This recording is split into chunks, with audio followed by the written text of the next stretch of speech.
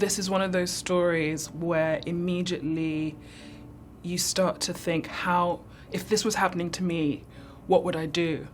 And that goes on many different levels. You've got your basic invasion story at the beginning where we've all had that nightmare. God, what if someone broke into the house or got into the building?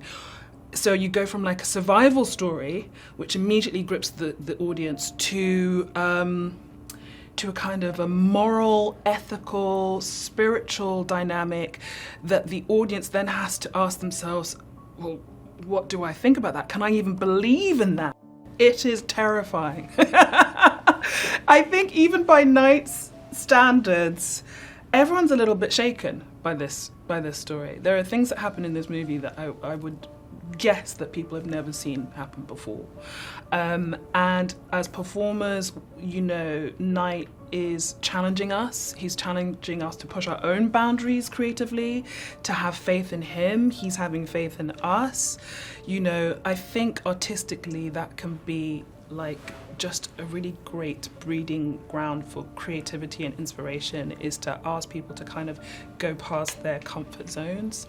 And in this story, it's, I say robust because, you know, it's like the scene that we're shooting right now. We're talking about sacrifice on a level, sacrificing your life in almost like an ancient and primal way, which none of us, you know, have ever explored anything like that before.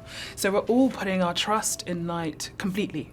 And I think he's putting his trust in us as well, that if we tell the story correctly, it'll go past the kind of shocking, sensationalist aspects of the story and go into something deeper and something moving and hopefully touching as well. So I think what's interesting about Sabrina and about our four messengers, let's say, the four people who have to deliver this message to Eric and Andrew are normal people. They're normal people who are living lives.